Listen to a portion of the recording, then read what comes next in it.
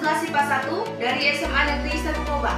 Di video kali ini, saya akan memberikan video pembelajaran presentasi tentang harga kalor dari beberapa bahan bakar dan juga dampak dari pembakaran tak sempurna terhadap lingkungan seperti pada udara dan iklim, kemudian terhadap kesehatan, dan terakhir terhadap ekonomi. Tanpa menunggu lama-lama lagi, let's get started! Oke guys, saya akan memberikan tabel tentang harga kalor dari beberapa bahan bakar, yaitu saya letakkan di sini ya. Oke, yang pertama yaitu ada propana dengan rumus kimia CH4 dengan jumlah Mr16 dan unsur pembuatan kajol per mol pangkat min 1 yaitu 889. Yang kedua yaitu ada propana dengan rumus C3H8 dengan jumlah Mr yaitu 44 dan unsur pembuatan kajol per mol pangkat min 1 yaitu 2217. Yang ketiga yaitu ada butana dengan rumus kimia C4H10 dengan jumlah Mr58 dan unsur pembuatan kajol per mol pangkat min 1 yaitu 2874. Yang keempat yaitu ada isobutana dengan rumus yang sama yaitu C4H10 dengan jumlah Mr yang sama juga yaitu 58 dan jumlah unsur pembuatan kajol per mol pangkat min 1 yaitu 2865. Yang kelima yaitu ada metanol yang dimana rumus kimianya adalah CH3OH, yaitu dimana jumlah Mr-nya yaitu 32 dengan unsur pembuatan kajol per mol pangkat min 1 yaitu 725. Yang keenam yaitu ada etanol dengan rumus kimia yaitu C2H5OH dengan jumlah Mr yaitu 46 dan unsur pembuatan kajol per mol pangkat min 1 yaitu 1364. Yang ketujuh yaitu ada bensin dengan rumus kimia C8H18 dengan jumlah Mr yaitu 114 dan unsur pembuatan kajol per mol pangkat min 1 yaitu 5464. Dan yang kedelapan yaitu yang terakhir yaitu ada minyak tanah dengan rumus kimia C12H26 dengan jumlah Mr yaitu 170 dan unsur pembuatan kajol per mol pangkat min 1 yaitu 8072. Oke guys, saya sekarang akan menjelaskan tentang dampak dari pembakaran tidak sempurna, yang dimana seperti yang kita ketahui, dampak dari pembakaran tak sempurna ini akan menghasilkan berbagai macam gas yang dapat merugikan kita terutama dalam lingkungan dan juga kesehatan.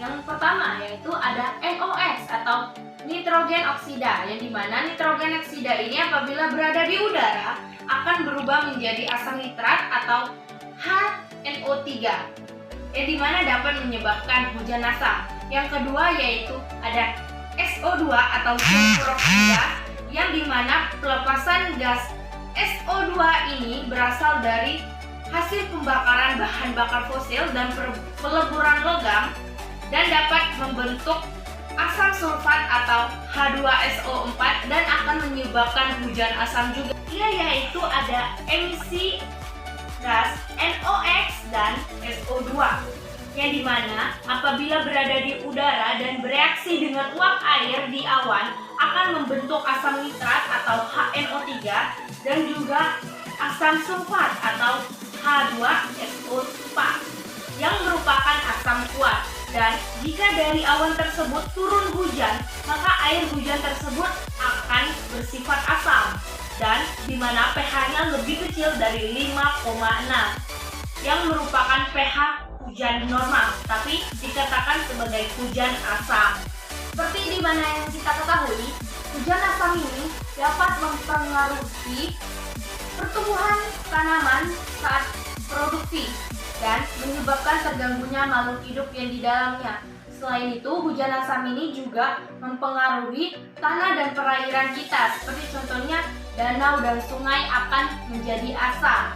Dan selain itu juga, hujan asam ini secara tidak langsung menyebabkan beberapa bangunan menjadi lapuk dan berkarat. Yang keempat yaitu ada SMOG, yaitu dimana SMOG ini merupakan pencemaran udara yang disebabkan oleh tingginya kadar NOx, SO2, dan O3 di udara. SMOG ini dapat menyebabkan batuk dan kurangnya pandangan mata kita. Kemudian yang kelima yaitu ada emisi CO2 atau karbon oksida, yang dimana apabila di udara dapat menyebabkan kadar gas rumah kaca di atmosfer meningkat, sehingga terjadinya peningkatan efek rumah kaca dan pemanasan global.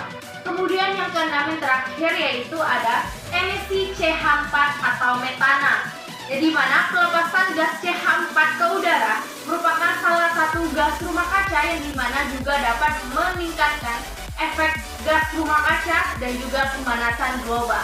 Oke, sekarang saya akan menjelaskan tentang dampak pembakaran tidak sempurna terhadap kesehatan.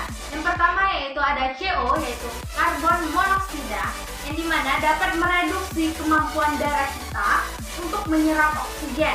Dan paparan terhadap karbon monoksida ini juga dapat menyebabkan rasa lelah, sakit kepala, mual, pusing, gejala yang mirip hampir sama seperti flu.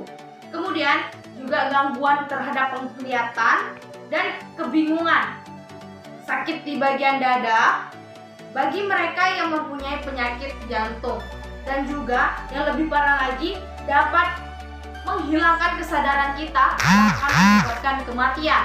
Kemudian yang kedua yaitu ada nitrogen oksida atau nitrogen dioksida, yang lebih tepat dengan rumus kimia yaitu NO2, yang dapat menyebabkan terjadinya iritasi pada mata kita dan hidung, kemudian tenggorokan juga dan paru-paru. Dan di mana NO2 ini dapat menyebabkan sesak nafas, terutama bagi mereka yang mempunyai gejala seperti ISPA atau penyakit yang berhubungan dengan saluran pernapasan. Kemudian yang ketiga yaitu ada partikel matter atau PM, yang dimana dapat menyebabkan iritasi pada mata, hidung, tenggorokan, tapi juga akan terganggu pada paru-paru, serta dapat memicu terjadinya masalah jantung. PM ini juga diketahui kerap kali mengandung senyawa karsinogen yang dimana dapat menyebabkan kanker. Dan yang terakhir atau yang keempat yaitu ada karbon dioksida atau CO2, yang dimana dalam jumlah yang banyak karbon CO2 ini dalam ruangan yang tertutup dapat menyebabkan sakit kepala, pusing, dan juga rasa lelah. Dari pembakaran tidak sempurna terhadap ekonomi, tapi kali ini berbeda lagi. Jika tadi dampak negatif, bahkan di dalam perekonomian akan menimbulkan dampak positif. Dampak positifnya seperti apa? Seperti yang kita ketahui, pembakaran tidak sempurna ini kan berasal dari pembakaran bahan bakar dan beberapa bahan bakar lainnya. Contohnya seperti metana, minyak tanah, bensin, dan lain sebagainya. Dari hasil pembakaran tak sempurna ini menghasilkan berbagai macam gas yang dimana dapat membuat lingkungan kita, khususnya udara dan iklim, menjadi tidak bagus untuk kesehatan kita dan juga untuk proses produksi tanaman dan makhluk hidup yang berada di dalamnya. Nah, dari sini sebenarnya manusia dapat memanfaatkan keadaan ini untuk menambah perekonomiannya, seperti dalam pembuatan briket. Nah, briket ini adalah salah satu alternatif sebagai pengganti bahan bakar yang dimana bahan bakar seperti fosil yang kita ketahui tadi, bahkan bensin dan minyak tanah itu kan adalah sumber daya alam yang tidak dapat diperbarui. Sedangkan briket ini adalah salah satu bahan bakar yang dapat digunakan sebagai alternatif untuk pengganti bahan bakar, yang dimana tidak akan menghasilkan gas-gas yang berbahaya bagi kesehatan kita seperti yang dihasilkan oleh bahan bakar dari sumber daya alam yang tidak dapat diperbarui tadi. Maka dari itu, sebenarnya kita dapat memanfaatkan keadaan ini untuk membuat alternatif bahan bakar dari briket, yang dimana briket ini dibuat dari bahan-bahan alami seperti contohnya dari ampas teh, kemudian dari batok kelapa, juga dari daun kering juga bisa, dan masih banyak lagi. Nah, dimana bahan-bahan dalam pembuatan briket ini juga mudah untuk kita cari dan berada di sekitar kita, jadi sangat mudah untuk dalam pembuatannya. Maka dari itu dalam dampak terhadap pembakaran tak sempurna juga memiliki dampak negatif terhadap perekonomian kita, di mana kita dapat membuka usaha briket sehingga dapat menghasilkan uang untuk kehidupan kita sehari-hari. Sekian video pembelajaran dari saya, semoga bermanfaat. Jangan lupa di like, komen, dan subscribe channel YouTube ini karena caranya gampang banget. And see you next video. Bye!